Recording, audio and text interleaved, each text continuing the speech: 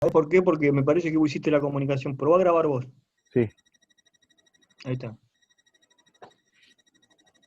¿Estás grabando ya? Sí. sí, Lo ahí veo. está grabando. Bueno. No, recién hablábamos un poco sobre ese texto fantasma que me pasaste, que vamos a comentar sin mostrarlo, pero creo que todo se puede desarrollar acá. Un poco, te digo que por qué me interesó hablar con vos. Bueno, vos sos psicólogo social eh, y estás terminando la carrera de psicología.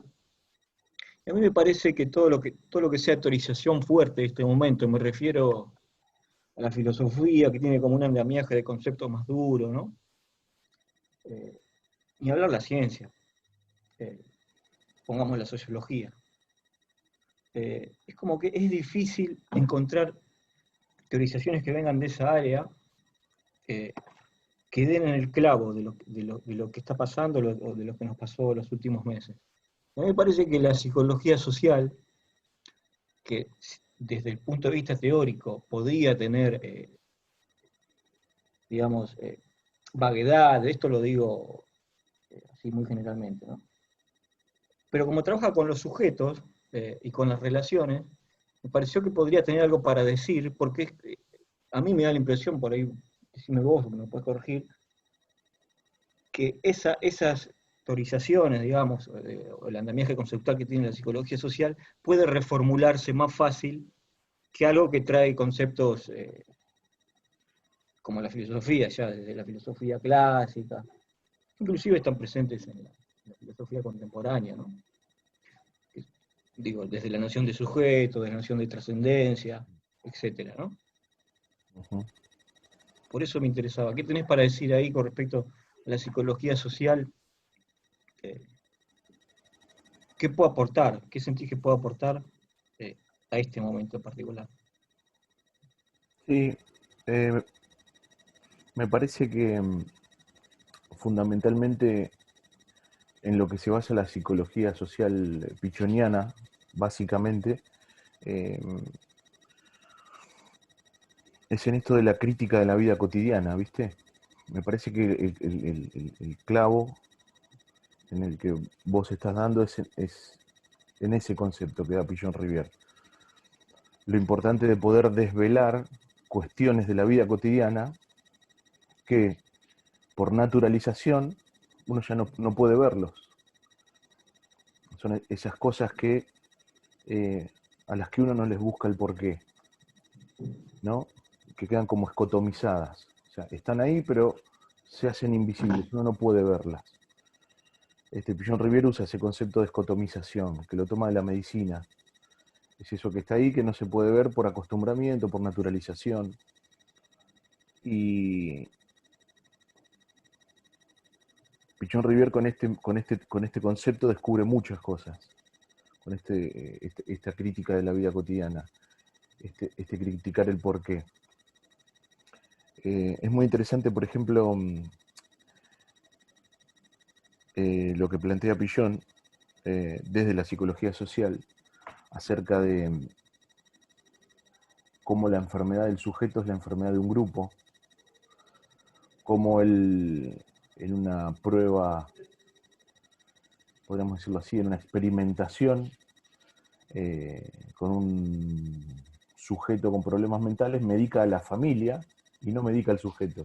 Y el sujeto mejora de una manera rotunda cuando padre, madre y hermanos son medicados. Este, ¿Qué quiere decir esto? O sea, ¿a qué apunto yo con respecto a tu planteo? Es romper con el acostumbramiento, romper con la naturalización de algunas cosas, ¿viste? A mí en ese texto fantasma que vos decías que eh, es como un poco comprimido y yo te decía, viste, que parece conspiranoico porque uno se pone a pensar y te da miedo leer una cosa que, bueno, eh, una pandemia que se establece y este sujeto que acostumbrado a la subsistencia, viste que yo le digo sujeto de la subsistencia, a este sujeto de la posmodernidad que solo vive para llegar al viernes, ¿no? Y que el fin de semana se disuelve y esos 2 días parecen que fueran solamente 2 horas, y que casi siempre está sumido, como decía Freud, en adormilamientos, en el alcohol, en el exceso de Netflix, en el exceso de Tinder y de COVID, serían los 3 conceptos del momento, ¿no? Netflix, COVID y Tinder serían esos 3 conceptos del momento. Y bueno, que la vida pasa de esa manera, ese sujeto de la subsistencia, donde el dinero sirve para una acumulación de bienes materiales, para una colección de electrodomésticos, y la vida circula de esa manera. Entonces, leer a filósofos, como decías vos, como Zizek, como Byung-Chul Han, a veces da la sensación de que toman los conceptos que están circulando vulgarmente, podríamos decirle, o comúnmente en los medios de comunicación, y tratan de eso hacer exploraciones o profundizaciones. Y a mí hay cosas que no me suenan demasiado pensándolo desde el esquema conceptual, referencial y operativo de la psicología social, ¿viste? Porque este concepto de la incertidumbre, por ejemplo, como para poner algo concreto, la incertidumbre, ¿no? Que todos hablan, bueno, estamos en un momento de incertidumbre, gran incertidumbre, muchísima incertidumbre. Bueno, ¿cuándo el sujeto de la posmodernidad no estuvo sumido en la incertidumbre? ¿No? Desde el establecimiento de una economía de mercado, del establecimiento de una vida productiva, ese sujeto siempre estuvo condenado, este sujeto de la posmodernidad siempre estuvo condenado a la incertidumbre, de poder conservar el trabajo, de que el dinero le alcance para sobrevivir, para subsistir. Entonces me parece que se profundiza la incertidumbre ante una pandemia, porque ya no es solamente el miedo a perder mi trabajo, a no poder comer, a no darle un futuro a mis hijos, un horizonte que se le presenta al sujeto como ese otro distinto que acecha. Si yo vivo en el country, el otro de la villa es mi enemigo. Si yo vivo en la villa, ese del country es detestado por mí.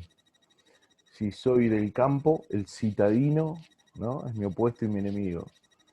Y en la historia argentina eso lo podemos ver en un desarrollo histórico que alguna vez lo hemos hablado en algún taller de historia argentina que vos has llevado a cabo, que decíamos, yo lo pensaba como cuál ha sido el enemigo de estos conceptualizadores de la modernidad, o de estos pensadores de la modernidad en Argentina. Ha sido el indígena, el gaucho, el inmigrante, el cabecita negra, el montonero, el villero, y hoy ya no, creo que nos detenemos por ahí, ¿no? El pibe chorro. Sí. Entonces, bueno, esa Pero para entrar, sí, es un poco lo que nosotros en el taller vimos de civilización y barbarie, que es siempre la construcción de un otro como barbarie, si querés, ¿no? Exacto. Que en definitiva tiene que ver con el miedo a lo desconocido también. Pero para entrar en la pandemia, digamos, y en el texto ese que vos me pasaste, Sí, vos ahí hablas de un colapso subjetivo, ¿no? sí. Ahora, yo pensaba si el colapso no fue en algún punto, ahora estamos como volviendo a la normalidad, que nos damos cuenta que no es una nueva normalidad, sino que se parece bastante a la normalidad que teníamos antes, ¿viste? Que se hablaba de nueva normalidad. Otro concepto, ¿no? Como Sí, artificial. falacia. Sí. Mm. La, eh, pero si no fue el colapso en determinado momento, no fue objetivo, porque que vos te veas impedido de ir a tu trabajo, de visitar a tus amigos, que te veas encerrado solamente en tu casa, si eso no fue más objetivo que subjetivo, eso por un lado.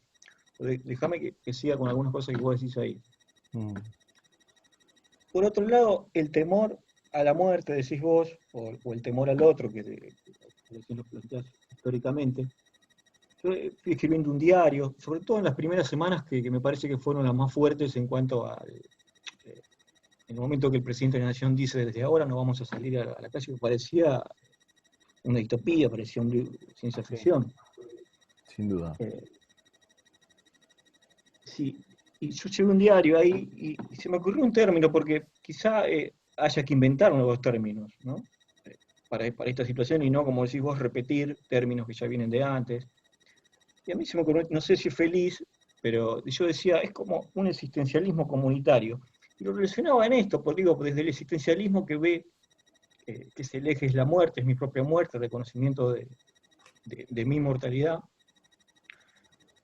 Pero esto traía algo nuevo, que es la muerte del otro, ¿no? O sea, y yo veía algo en eso, no conspiranoico, como decís vos, o repetidor de la situación social que vos mencionabas, sino que es que por primera vez me interesa como un ida y vuelta, por eso lo llamo el existencialismo comunitario, la muerte del otro, porque está por primera vez relacionado con la muerte mía, es decir, yo sé que además de que el otro es peligroso para mí, yo puedo ser peligroso para el otro. No sé si me explico.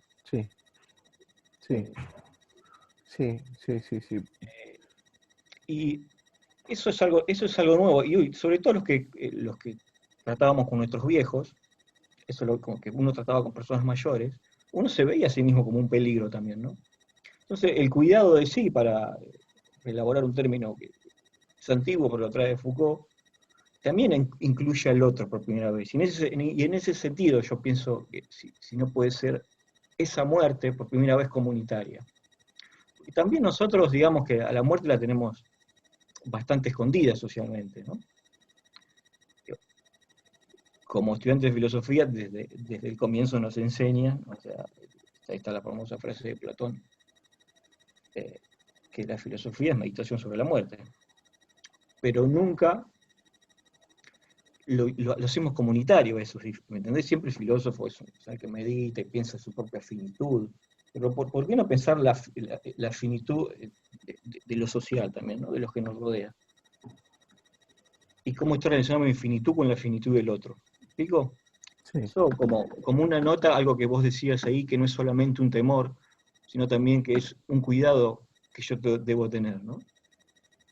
Eso puede ser peligroso para el otro, además de que el otro digo, y los resultados que nos tenemos que cuidar mutuamente. Eso por un lado. Después lo de la cotidianidad, ya que vos mencionabas a Pichón, vos hablás de ruptura de la cotidianidad, y ahí me gustaría decir a qué llamás cotidianidad vos. Porque si este colapso, como yo digo, es más objetivo que subjetivo, es decir, que uno se ve, básicamente es un colapso de los horarios tal cual nosotros digo, levantate de la mañana, ir al trabajo, inclusive en un primer momento se veía reducido salir a hacer las compras a solamente un horario, uno salía a sacar la basura y ya está, digamos. Y no hay ahí una posibilidad de ver la cotidianidad de otro modo, ¿no? De ver la cotidianidad de una manera más contemplativa, más cercana a la finitud, para seguir mencionando esa palabra, más cercana al cuidado del otro. Esto como para dar vuelta un poco a todo lo que vos mencionabas ahí, de una manera distinta. Y ver si podemos de esta situación sacar algo que no sea solamente una profundización de ese proceso que decís vos, productivo, capitalista, de subsistencia. Eso es el único punto que no te puedo discutir, porque sigue siendo una sociedad de subsistencia, digamos, eso difícilmente cambia. Pero a veces pienso quizás sea ingenuo, que lo que queda en este momento es más como una influencia podría llamar estética, en algún punto digo, cómo influyó en nuestros espíritus, porque en definitiva estamos viviendo en normalidad y no hay visos de que cambien muchas cosas, digamos. No va a cambiar la economía, parece a mí. La relación con el otro, no sé si, digo, si cambia el saludo, no sé, pero eso puede cambiar. ¿Qué te parece a vos eso desde lo que digo de la psicología social, de la Sí, cotidianidad, por ejemplo? sí, sí. Y yendo un poquitito más atrás, el tema del otro y del sí mismo, yo mientras vos lo planteabas, yo lo pensaba en este sentido.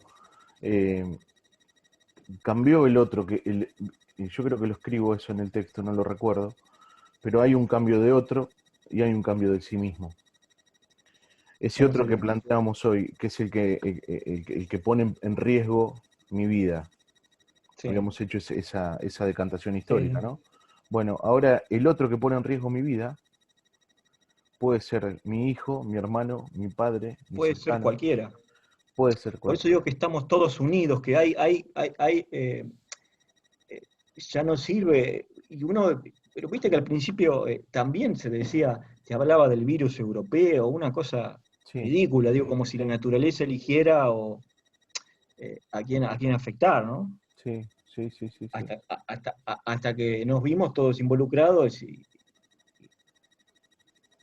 bueno, eso pasó a ser algo, sí, conspiranoico, ¿no? Pensar que un virus puede afectar solamente una clase, Claro, ¿no? Después se puede hacer un análisis por qué sé yo, en África hay menos contagiados, por eso ya me parece que no tiene que ver con algo, tiene que ver con algo más científico, no sé, habría que hacer, digo, un análisis más de corporalidades, digamos, que no tiene que ver con algo económico-social, en principio, pareciera, ¿no? Eh, bueno, después podemos ir a lo biológico, porque los niños no se vieron afectados, pero eso es una realidad biológica, ¿no? ujú, sí, Y también pensaba en cuanto a los grupos etarios, ya que por ahí ustedes trabajan con grupos sociales, que está marcado, por un lado, al niño que está, pareciera protegido, ¿no? Por un lado, y por otro lado, los jóvenes, que son, o sea, si uno ve las estadísticas, donde hay más contagios, los jóvenes, ¿no? Entre 15 y 30 años, pongamos, pero que a su vez no tienen tanto riesgo. Pues estamos nosotros en el medio, digamos, y después los adultos mayores, que son los que realmente corren más riesgo. Pero de acuerdo a cada grupo, hay distintas reacciones, ¿viste? sí, Incluyendo a los niños que en ese estado de inocencia, ¿no? Y también se podría hablar de pulsiones, de diferentes pulsiones del joven. Yo estuve en Mar del Plata, por ejemplo, en unos barrios del sur, y la gente joven en las playas no se cuida, no se cuidaba. Pareciera como si fuera todo casi igual, ¿no? Sobre todo los grupos más jóvenes. sí, Hay sí, como sí, hay un desafiar también ahí, pero creo que tiene que ver con pulsiones de esa edad, ¿no? sí, sí, sí, sí, sí. Y tiene que ver, me parece a mí también, con este acercamiento, como vos lo planteabas, del concepto muerte. Hay un libro muy Sí. interesante que es de Philippe Ariès, que es un filósofo, se llama La muerte en Occidente, y él hace una visión panorámica, histórico-social, de cómo la muerte fue acompañando al ser humano a través de la historia. Y él habla, por ejemplo, de una edad media donde la muerte eh, era asimilada por la familia y por la comunidad, ¿no? Allá había un anciano que Claro. estaba a punto de morir o un joven con alguna enfermedad que se sabía que era terminal y, bueno, se prendía el incienso en la habitación de esta persona, el médico venía a hacer compañía, la familia preparaba una especie de recepción, los vecinos venían a despedirse de este hombre que estaba en la cama, que se sabía que ya estaba muerto porque no había forma de salvarlo con esta enfermedad o con esta situación eh, agonizante, podríamos decir. Y Philippe Ariès en este libro va avanzando y va demostrando cómo la muerte empieza, que también lo podríamos entrecruzar con el nacimiento de la clínica de Michel Foucault, y pensar ahí cómo la clínica interviene, esta conexión sujeto-muerte, y ya Sí, uno va a morir al hospital. Y claro, uno empieza, y Filipe Arias dice, bueno, ya ese concepto de muerte, donde los niños incluso participaban, ¿no? Servían una comida a un vecino que se acercaba a saludar y hacían ese acompañamiento de los últimos claro, instantes de vida de la persona, donde la muerte era algo que se acompañaba, que se transitaba, que se tramitaba. Esto es importante, me parece, la claro, sí, tramitación. claro, Dice Aries, ya esa tramitación no va a ser posible, porque uno va a estar internado en un hospital, en una terapia intensiva, entubado, lejos de la familia, va a haber unos 15 minutos para poder verlo desde lejos de atrás de un vidrio, esa persona muere en completa soledad, la familia no acompaña, y el temor que se genera en la muerte es eh, fundado, podríamos decirlo así, por esto, por ese alejamiento que la muerte tiene ya de la familia y del grupo social más cercano. Es interesante lo que dice Philippe Ariès de cómo la muerte empieza a solaparse y empieza a separarse de la cotidianidad de los sujetos. Y se convierte en un tabú, claro, en algo horroroso, en sí, algo que ya no se puede ver, que no debe acompañarse, que de aquello que no es aconsejable ni siquiera hablar, ¿no? Porque claro, genera muchísimo, muchísimo horror. Y me parece que en la franja etaria más aquejada por la pandemia, los mayores de 60, por ejemplo, ¿no? Eh, hubo un acercamiento muy fuerte del concepto muerte. Se vieron muy, ya ellos se vieron muy, como que se les removió, se les hizo recordar a través de los cuidados, de todos estos preventivos anti-COVID, se les hizo recordar, ustedes están muy cercanos a la muerte. sí, pero viste que también ellos también son rebeldes, o sea, hay un punto que ellos dicen, Sí, eh, no se quieren ver, y yo lo acepto a eso también, como decir, bueno, nosotros estamos en el grupo de riesgo, pero como dice usted, también se puede morir, digamos. claro. Hay algo medio cruel ahí también, en esa separación.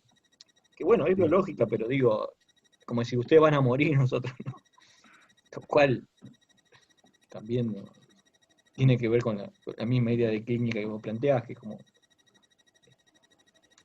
relegar a la muerte, en este caso, a un nicho que son los adultos mayores.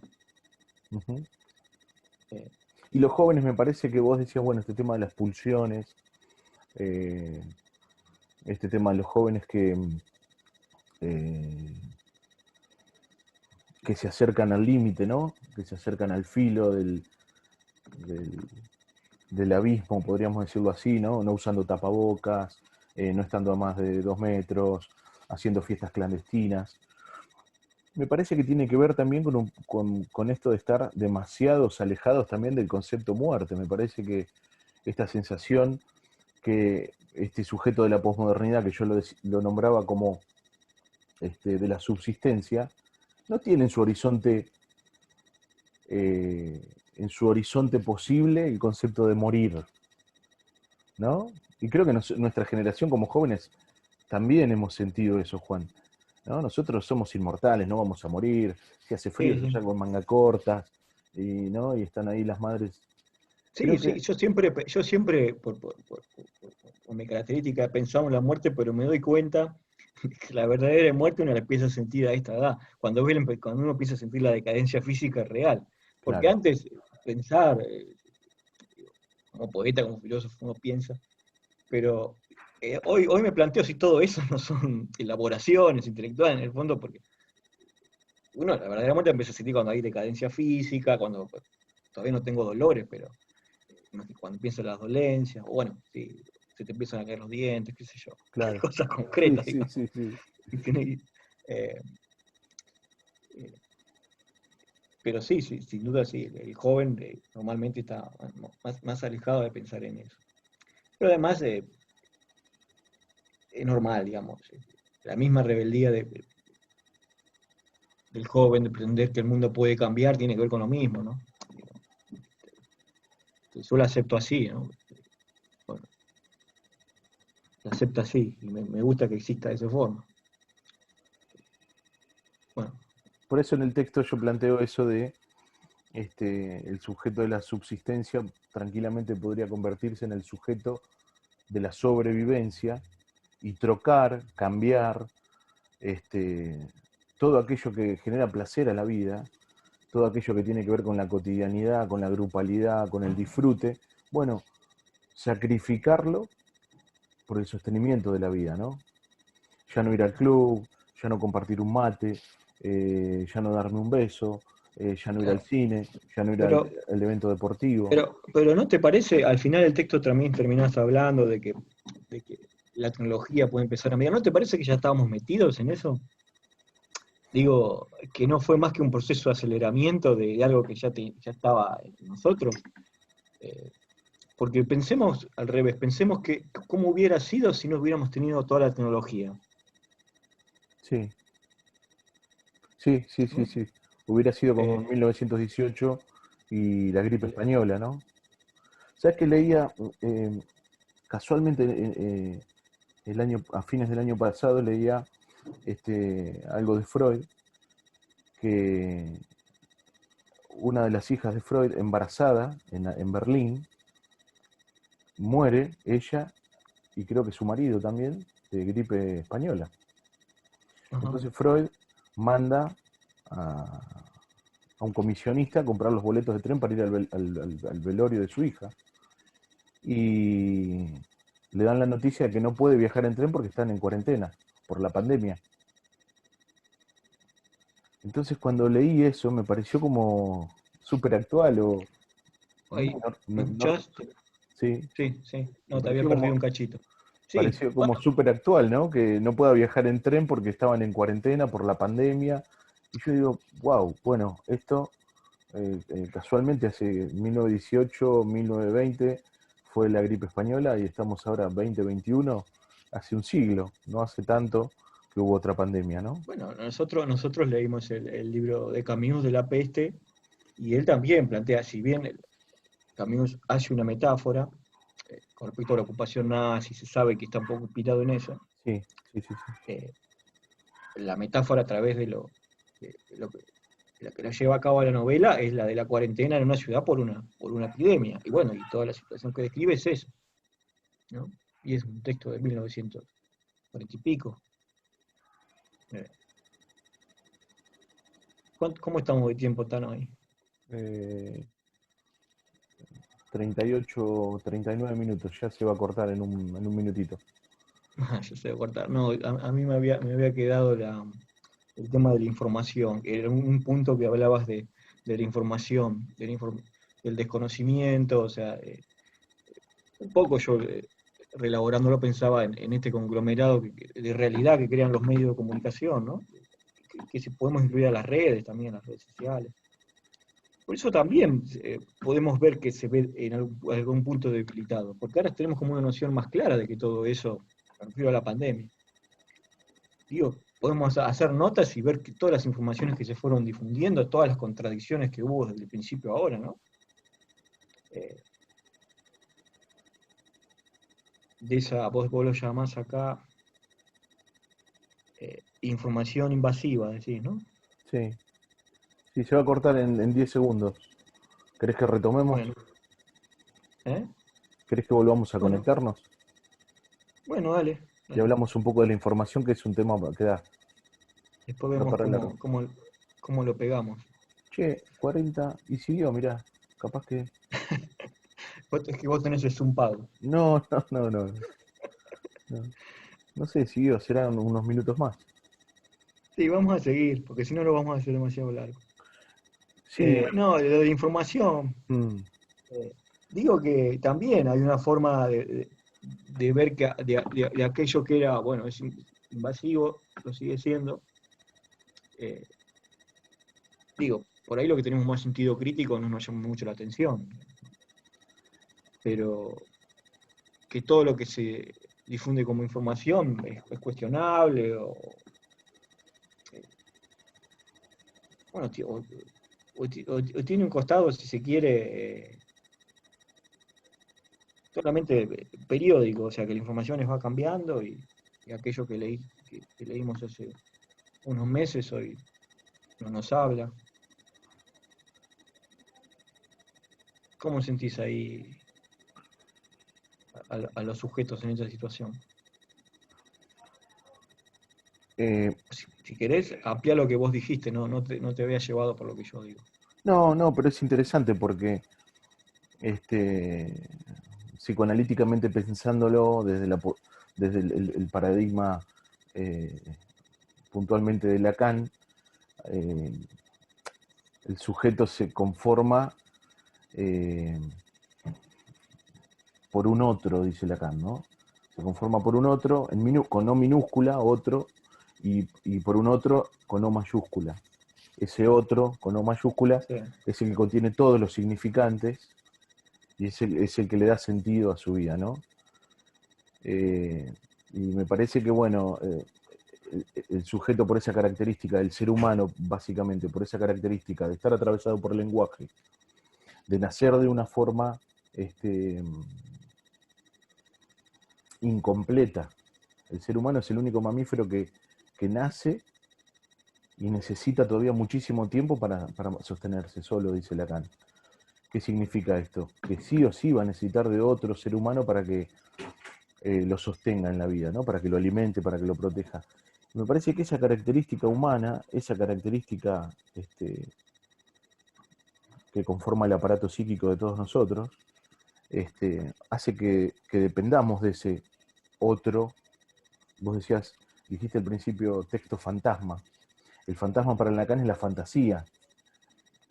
El fantasma para Lacan es aquello que se conforma y que nos sirve como lente para observar el mundo. Es que la palabra griega fantasma es la misma. Claro.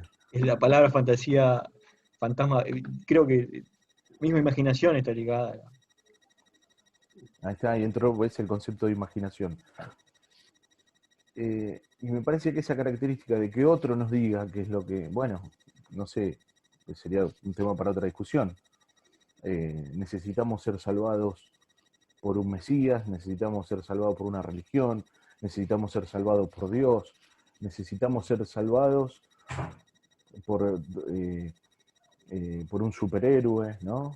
Necesitamos ser salvados por un guía que tiene todo el conocimiento como ese gran otro, que tiene todo ese conocimiento y que nos va a decir qué es lo que nosotros tenemos que hacer para vivir bien, para tener una vida feliz, para estar seguros, para estar protegidos.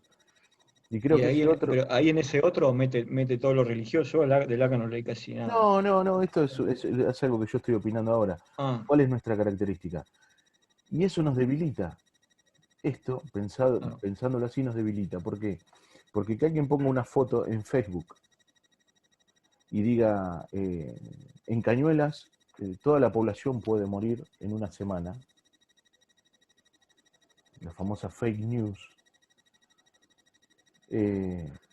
como decís vos, al que es lo suficientemente crítico no lo va a afectar. Pero de 50.000 habitantes que tiene Cañuelas, ¿a cuánto afectaría esa fake news? A muchísimos, sí, seguramente. sí, sí. Entonces caemos en esa trampa, caemos en esa invasión de constante información, eh, generada a veces hasta por bromistas.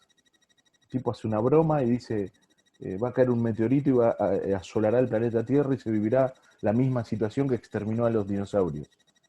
Y hay gente que no puede dormir a la noche por esa información, que fue una broma.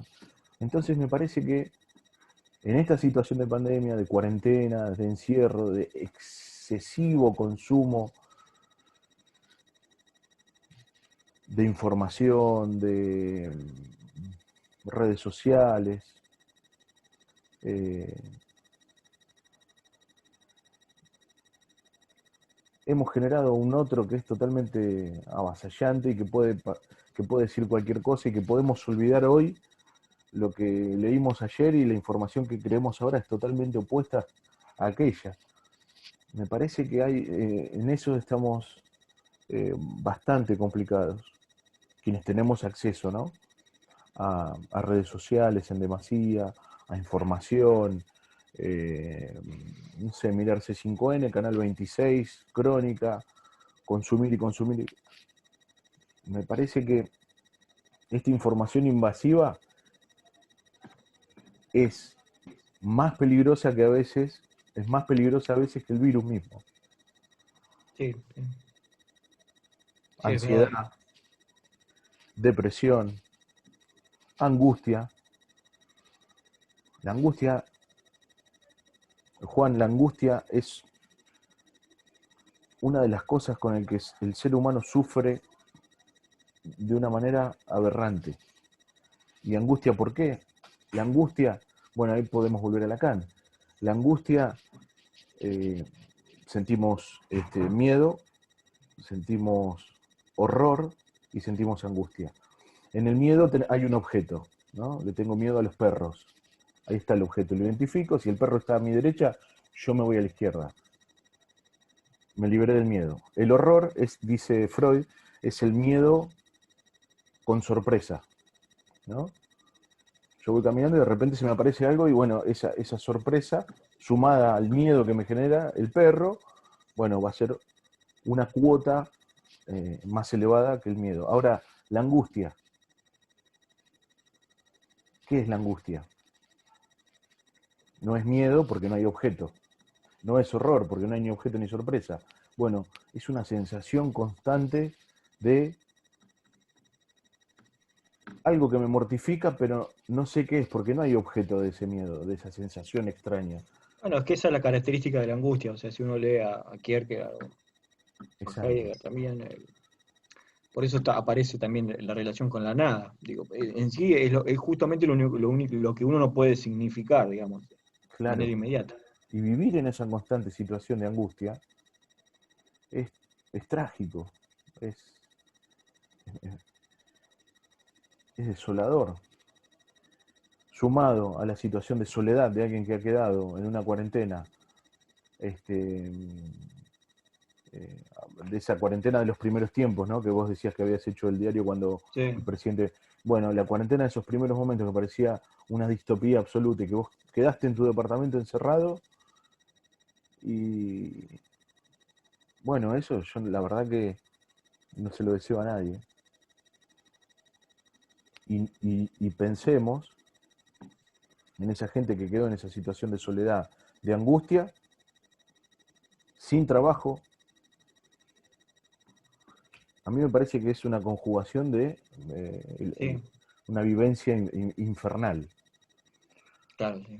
Aquellos que hemos tenido acceso al alimento, a la vestimenta, a poder comunicarnos por estos medios, como decías vos hoy, una llamada telefónica, eh, un vecino, un amigo, sabemos que podemos terminar en la casa de algún familiar, sí, se sobrelleva, ¿no? Es incómodo, es molesto, sí, sin duda.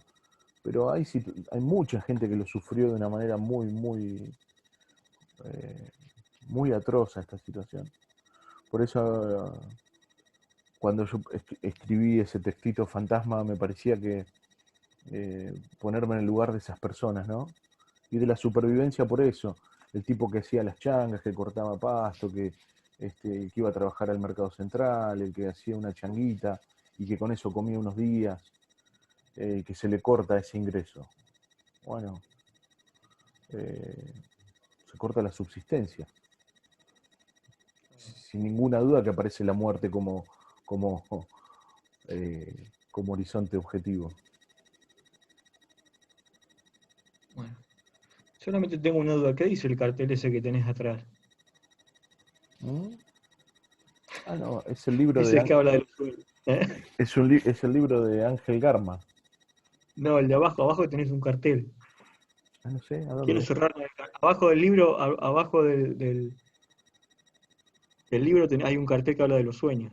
Claro, no, es el libro de Ángel Garma ese. Ah, no es Sí, un libro. espera que te lo voy a mostrar porque es una joya.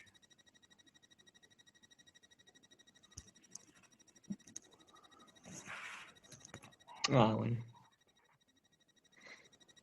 Qué linda edición. Edición nueva. Bueno, Tano, vamos a cortar porque no lo va a ver nadie en mucho tiempo. Sí, se va a hacer, la verdad que muy aburrido esto, ¿no? Zoom nos regaló 10 minutos. No sé qué pasó, bueno. Sí, 50, 57 vamos ya. Ya pasamos los 50. Bueno, Tano, después seguimos hablando. Bueno, Juan, sin duda que Da para pensar mucho. y pensar esta situación con condicionantes sociohistóricos, epocales, da para mucho. Eh, y como decís vos, creo que nadie termina dando en el clavo. Creo que la conclusión, eh, Claro. porque, y me parece que nadie da en el clavo porque está en tránsito. Creo que va a ser mucho más fácil dentro de 5 años poder pensar la pandemia, dentro de 10 años, y verlo como por bloques. Yo por eso en el textito quería poner el antes, cómo encaja la pandemia ahí. Bueno, y vamos a ver, como decías vos, cómo sigue esto. Creo que recién ahí se va a poder hacer una enmarcación o un encuadre mucho más preciso de qué fue esta Claro. pandemia y esta cuarentena. Sí, sí, es verdad. Bueno, ahí cerró bien con eso, porque es un proyecto para futuro. Es una charla a futuro. Exacto. Gracias, Tano. Saludo a la Bueno, familia. un abrazo grande. Si querés cortarlo cortar la grabación y seguimos hablando. Bueno, dale. Detener grabación.